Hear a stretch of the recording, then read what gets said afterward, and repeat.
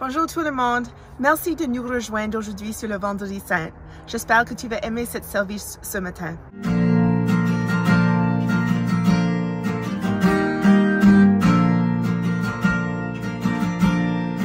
I searched the world, but it couldn't fill me. A man's empty praise and treasures that fade are never enough. You came along, put me back together,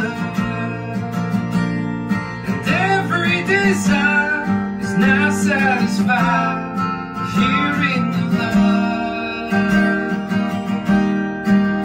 Oh, there's nothing better than you. Oh, there's nothing better than you. Lord, there's nothing is better than you.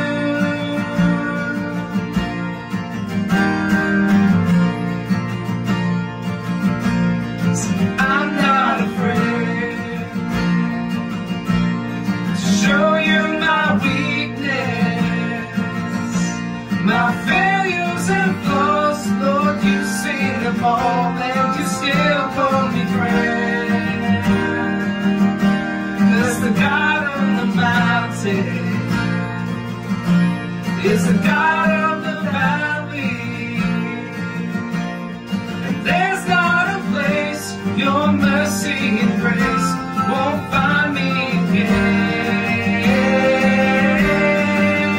Oh, there's nothing better than you, Lord. There's nothing better than you, Lord. There's nothing is better than you. Oh, there's nothing better than you, Lord. There's nothing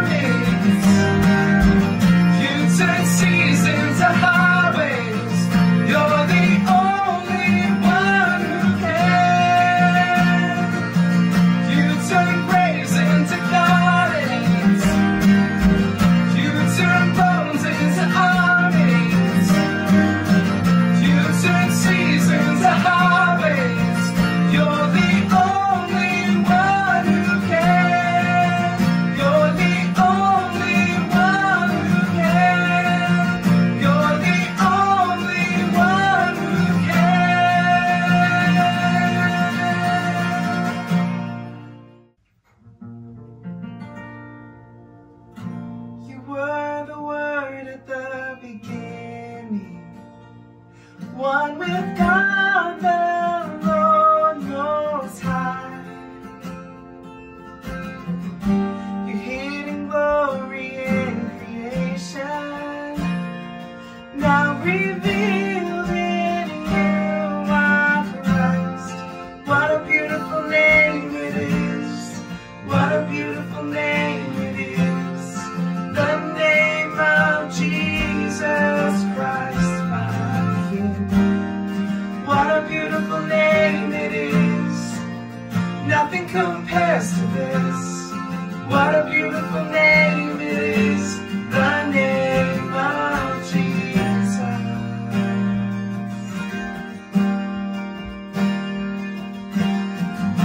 He didn't want heaven without us. So Jesus, you brought heaven down. But sin was great, your love was greater. What could separate us now? What a wonderful name it is. What a wonderful name it is. The name of Jesus Christ, my King. What a wonderful name it is. Nothing compares to this. What a wonderful name it is. The name of Jesus. What a wonderful name it is. The name of Jesus.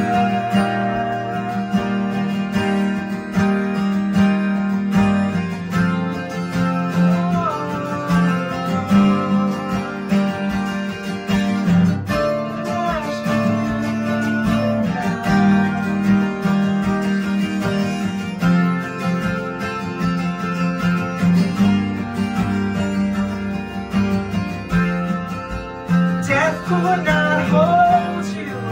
The veil tore before you.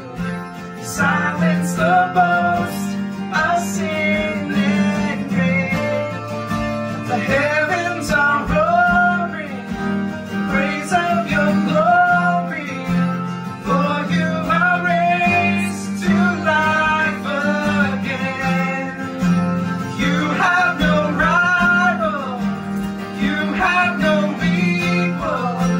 Now and forever, God, you reign. Yours is the kingdom. Yours is the glory. Yours is the name above all names. What a powerful name it is. What a powerful name it is. The name of Jesus Christ, my King. What a powerful name it is. Nothing can stand against. What a powerful name it is. The name of Jesus. Death could not hold you. The veil tore before you. Silence the boast of sin and grave. The heavens are roaring, the praise of your glory. For you are raised to life again. You have no rival. You have no equal. Now and forever, God, you reign. Yours is the kingdom. Yours is the glory. Yours is the name above all names. What a powerful name it is. What a powerful name it is. The name of Jesus Christ, my King. What a powerful name it is. Nothing can stand against. What a powerful name it is. The name of Jesus. What a powerful name it is. The name of Jesus. What a powerful name it is. The name of Jesus.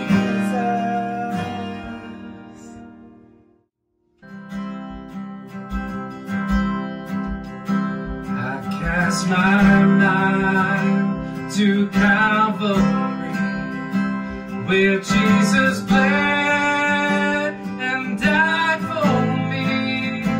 I see his wounds, his hands, his feet, my Savior on that cursed tree. His body bound and drenched in tears, they laid him down in Joseph's tomb, the entrance sealed by heavy stone. Messiah still and all alone.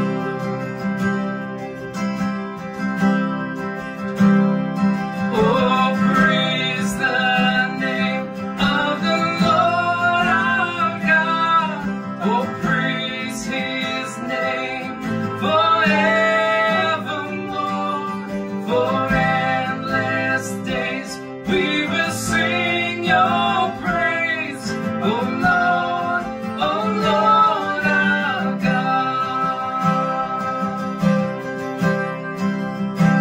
Then on the third I prayed, well done. The Son of Heaven rose again. Oh, tremble death, where is your sting? The angels roar for Christ our King. Oh, praise the name of the Lord our God. Oh, praise his name forevermore.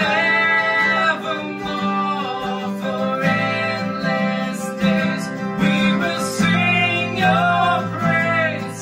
Oh Lord our God.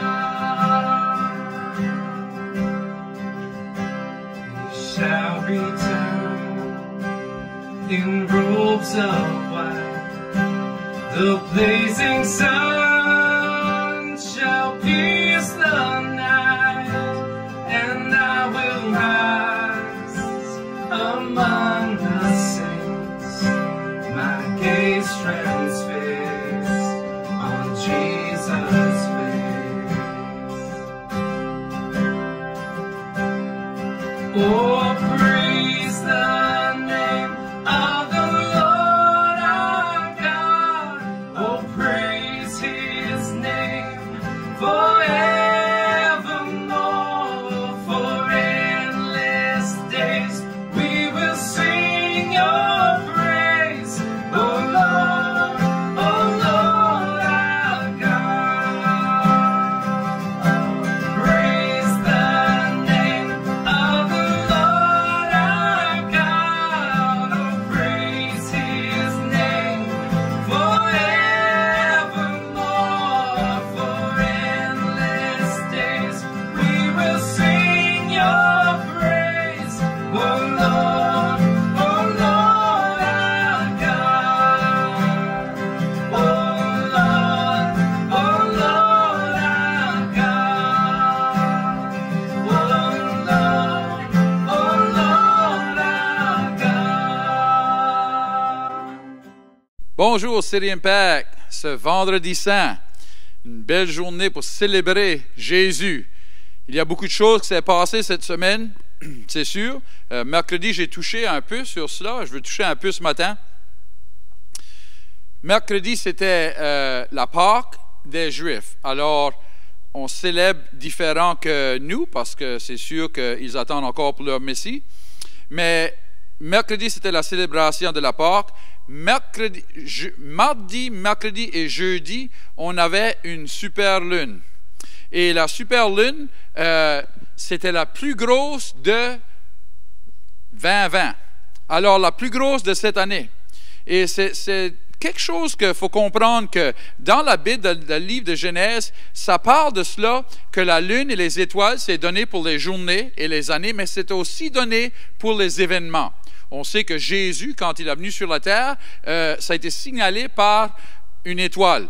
Alors, on sait que quand il y a des signes dans le ciel, c'est quelque chose qui va apparaître sur la terre. Alors, on ne sait pas exactement tout ce que le Seigneur va faire, mais c'est excitant de voir que comme chrétien, on ne regarde pas seulement qu'est-ce qui se passe ici, mais on regarde qu'est-ce que le Seigneur va faire. Amen. Alors, la semaine qui vient, je pense qu'on va voir beaucoup de choses se produire par le Seigneur. Amen. Ce matin, je veux parler, c'est sûr qu'on va avoir communion ensemble aujourd'hui, et je veux parler de la première Pâque.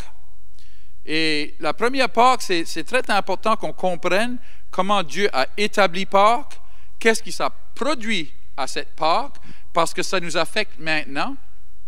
C'est sûr qu'il y a des choses qui se sont passées que des fois, on ne voit pas tout, mais le Seigneur peut nous montrer. Alors, on va lire Exode 12, commençant au verset 1. L'Éternel dit à Moïse et à Aaron, dans le pays de l'Égypte, « Ce mois-ci sera pour vous le premier des mois. Il sera pour vous le premier des mois de l'année. Parlez à toute l'assemblée d'Israël. Et dites-leur, le 10e jour de ce mois, on prendra un agneau pour chaque famille, un agneau pour chaque maison. » C'est important qu'on comprenne ça. Un agneau par maison. Il n'y a pas dit chaque personne doit prendre un agneau. Non, seulement une personne dans la maison, une personne dans la famille qui avait besoin de prendre l'agneau et ça couvrait toute la famille. Je veux vous dire quelque chose aujourd'hui. Jésus qui est dans le cœur d'une personne de la famille peut produire des grandes choses dans toute la famille. On doit s'attendre que si on croit en Jésus, la Bible dit dans Actes 16 et 31, si vous croyez dans le Seigneur Jésus-Christ, vous serez sauvés, vous et votre maison. Alors, vos enfants, vos petits-enfants, vos cousins, vos cousines, vos oncles, vos tantes, vos grands-parents, si vous croyez dans le Seigneur Jésus et dans le sang de Jésus, vous êtes protégés, mais eux aussi, un agneau pour une famille. Dites-le après moi. Un agneau pour une famille. Amen. OK. Calme-toi, Jerry. Calme-toi. OK. Si la maison est trop peu nombreuse pour un agneau, on le prendra avec son plus prochain voisin. Selon le nombre des personnes, vous compterez pour cet agneau d'après ce que chacun peut manger. Ce sera un agneau sans défaut, mâle, âgé de 1 an. Vous pourrez prendre un agneau ou un chevreau.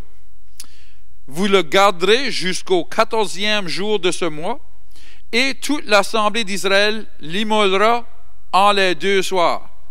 On prendra de son sang et on en mettra sur les 2 poteaux et sur le linteau de la porte des maisons, qui signifie la croix, où on le mangera. Cette même nuit, on en mangera la chair rôtie au feu. On la mangera avec des pains sans levain et des herbes amères.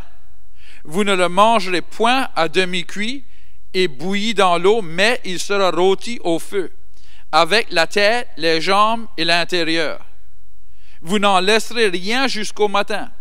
Et s'il n'en reste quelque chose le matin, vous le brûlerez au feu. Quand vous le mangerez, vous aurez vos reins sains. Il nous dit ici comment le manger. Il leur dit ça, mais il faut comprendre ceci, c'est quelque chose pour nous démontrer aujourd'hui comment on prend communion.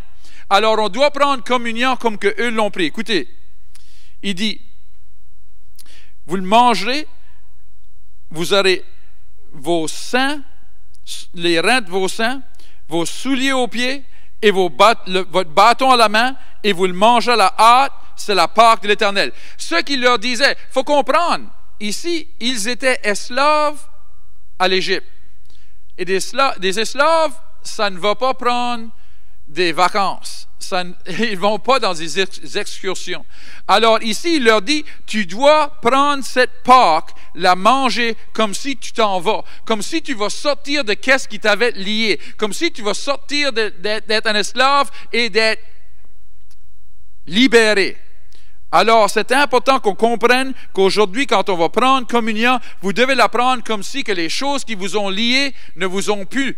Et plus que ça, rappelez-vous, un agneau pour une famille.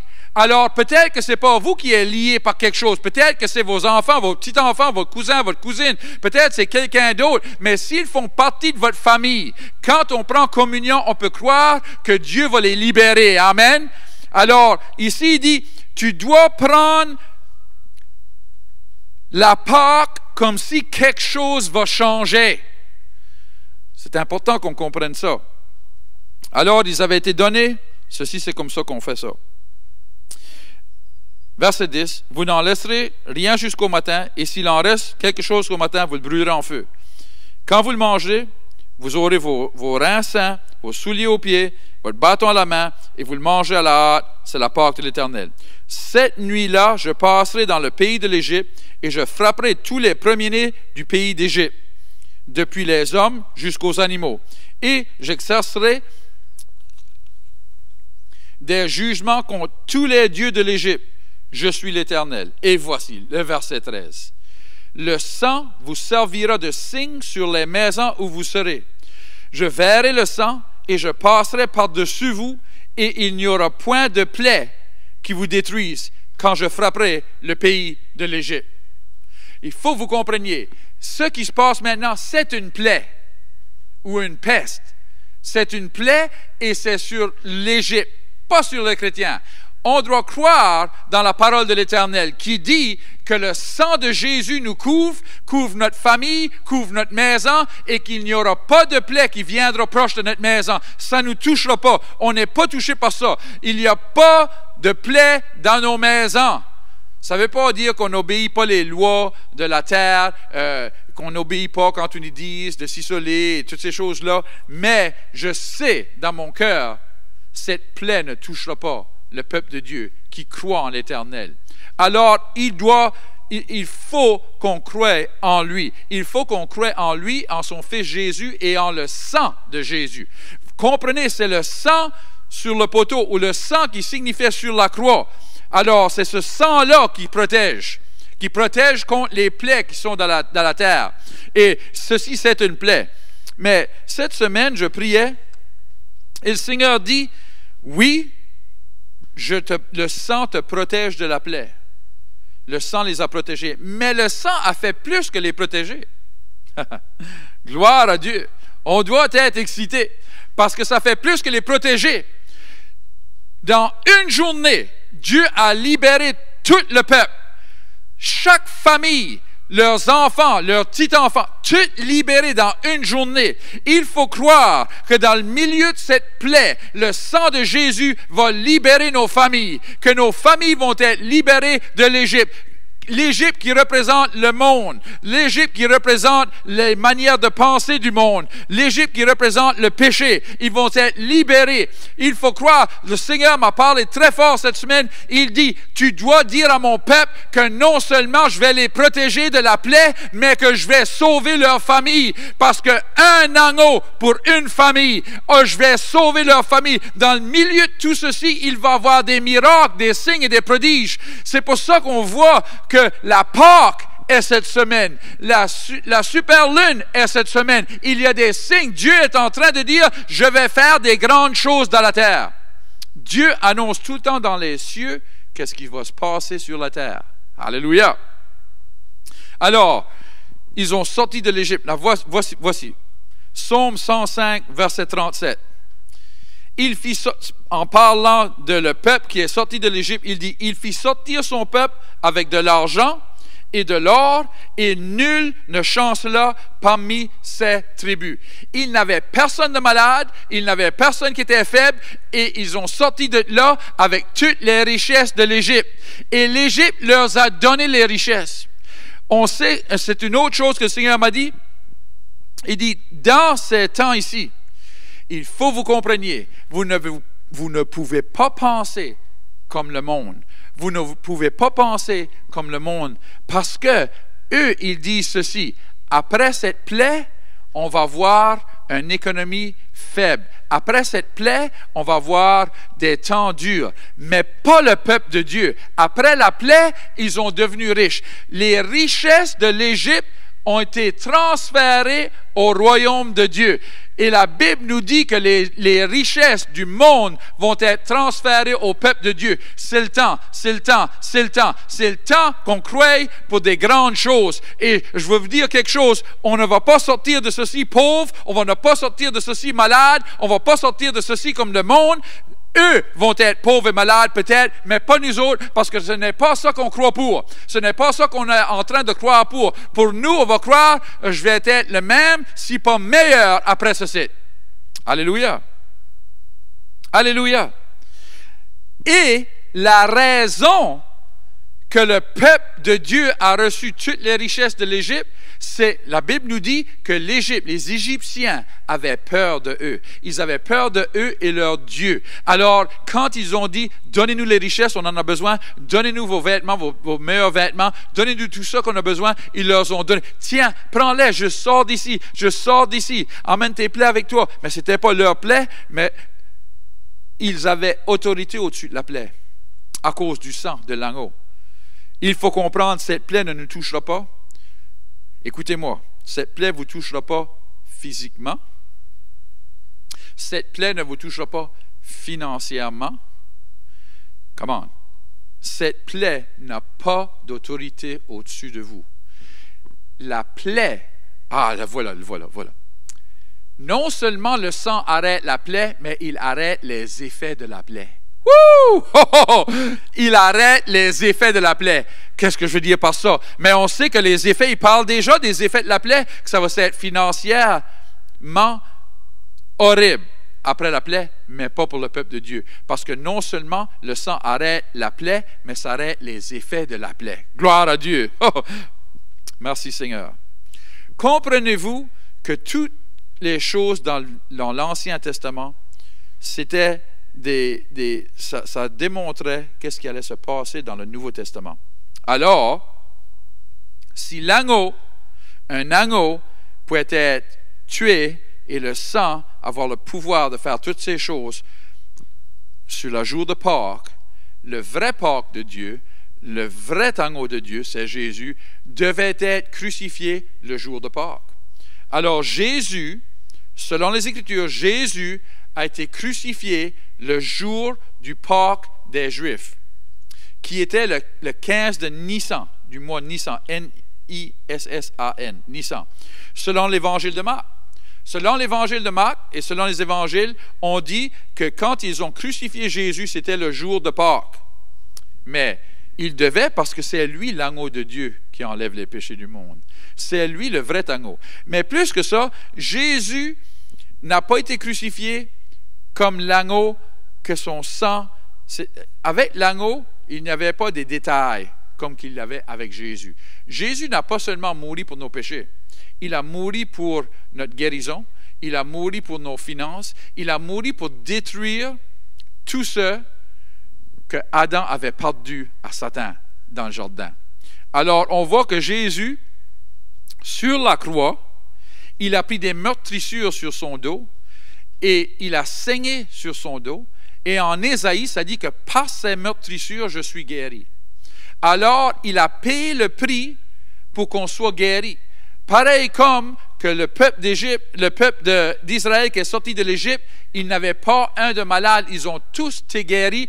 On peut tous être guéris en travers de Jésus-Christ, par le sang de ses meurtrissures.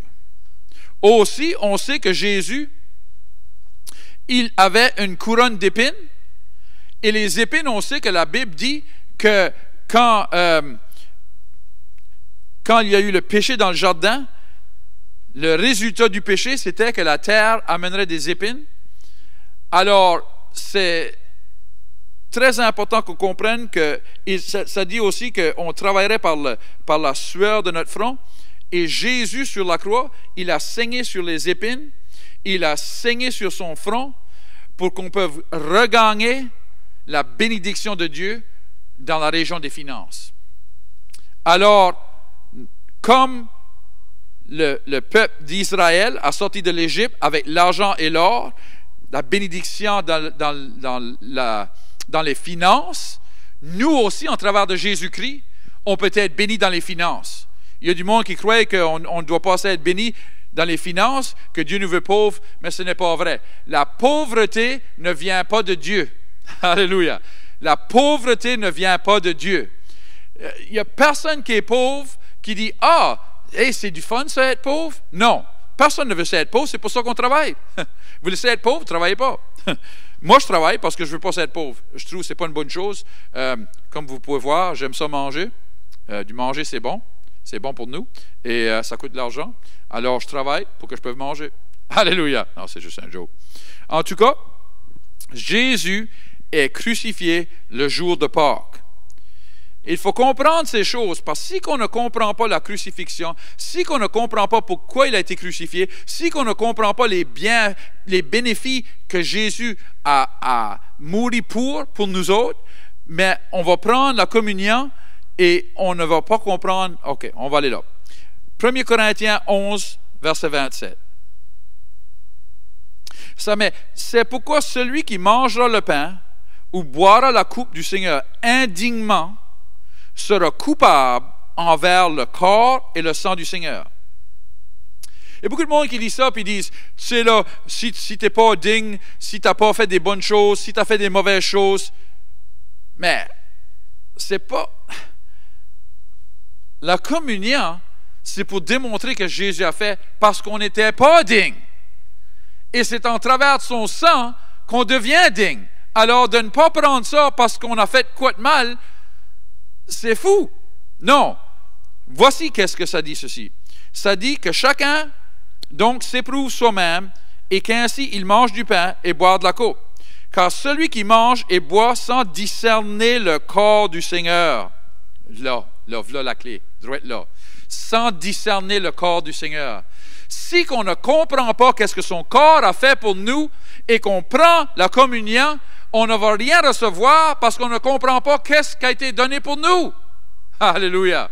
Alors, on doit regarder, est-ce que je comprends qu'est-ce que le corps de Christ a fait pour moi? Est-ce que je comprends toutes les choses qu'il a passées à travers? Il a passé à travers des meurtrissures, il a passé à travers une couronne d'épines, il a passé à travers être percé dans son côté, d'être percé dans ses mains, percé dans ses pieds. Il a passé à travers avoir été frappé et qui saignait en dents. Alors, une fois qu'on comprend ça, on comprend que chaque place que le sang a touché, ça a délivré le peuple de Dieu dans cette région. Gloire à Dieu. Alors, il faut comprendre ça. Il dit, car celui qui mange et boit sans discerner le corps du Seigneur mange et boit un jugement contre lui-même. C'est pour cela qu'il y a parmi vous beaucoup d'infirmes et de malades et qu'un grand nombre sont morts même, à cause qu'ils ne comprenaient pas ça. Parce qu'ils ont gardé leur maladie, ils ont gardé leur souffrance, ils ont même mouru en croyant que Jésus avait juste mouru pour qu'ils peuvent aller au ciel. Mais Jésus a mouru, oui, pour qu'on puisse aller au ciel, oui, pour que nos péchés soient pardonnés, mais aussi pour qu'on soit guéri, pour qu'on soit prospéré, il a mouru pour détruire tout ce que Adam a perdu à travers de Satan. Alors, quand on prend communion, il faut prendre communion. Premièrement, il faut savoir qu'est-ce qu'il a fait à travers de son corps et son sang pour nous. Et une fois qu'on sait qu'est-ce qu'il a fait quand on prend communion, il faut croire qu'on va recevoir qu'est-ce qu'il a fait pour nous. C'est pour ça qu'il dit, va, habille-toi, mets tes souliers, mets tes bottines. Parce que nous, on disait, c'est en acadien, graisse tes bottines, tu y vas. Graisse tes bottines, tu vas être béni. Gloire à Dieu. Quand tu vas prendre communion. Alors, on va prendre communion ce matin ensemble. Si vous voulez amener les emblèmes avec vous, le pain et le jus de raisin, et on va prendre communion, mais je veux que vous compreniez premièrement qu'est-ce que Jésus a fait sur la croix pour vous. Je veux que vous compreniez que son sang a été versé pour vous, pas seulement pour vos péchés, mais pour vos maladies, pour vos addictions, pour toutes ces choses, dépression, toutes ces choses, le sang a été versé pour. Il a été versé pour plus que seulement faire le ciel notre chez nous. Il veut qu'on ait le ciel sur la terre. Gloire à Dieu. Alors, et comprenez, un agneau pour une famille. Vous pouvez prendre communion ce matin et dire, Seigneur, moi je ne suis pas malade, mais ma soeur est malade, mon frère est malade, mon cousin est malade, mon enfant est malade, mon petit-enfant est malade. Je prends communion en croyant que si une personne a accès à l'agneau, gloire à Dieu, come on, si une personne a l'accès à l'agneau, ça peut toucher toute la maison. Gloire à Dieu. En 1 Corinthiens 11, au verset 24, « Et après avoir rendu grâce, il prit le pain, il le rompit et dit, « Ceci est mon corps qui est rompu pour vous.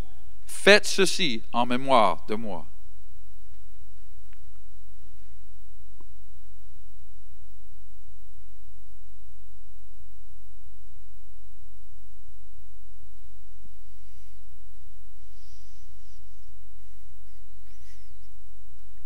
De même, après avoir soupé, il prit la coupe et dit, « Cette coupe est la nouvelle alliance en mon sang.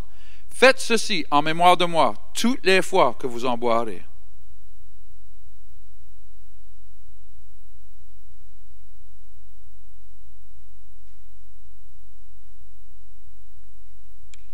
Gloire à Dieu. J'ai dit gloire à Dieu. Si vous croyez vraiment que tout ce que Dieu a dit va arriver, vous devriez célébrer maintenant. Après avoir pris communion, il devra avoir une joie, vous devriez espérer que des grandes choses vont se produire dans votre famille, des grandes choses vont se produire dans vos enfants, et des grandes choses vont se produire dans vous-même, qu'il va y avoir des guérisons, il va y avoir des délivrances, il va y avoir toutes sortes de choses qui se passent. Amen. Bien, avant de fermer, je veux faire sûr, premièrement, peut-être que vous écoutez aujourd'hui et vous dites, moi, j'ai été à l'église déjà, mais j'ai jamais accepté le Seigneur comme mon sauveur. J'ai jamais demandé pour me pardonner de mes péchés. Je veux vous donner cette opportunité ce matin.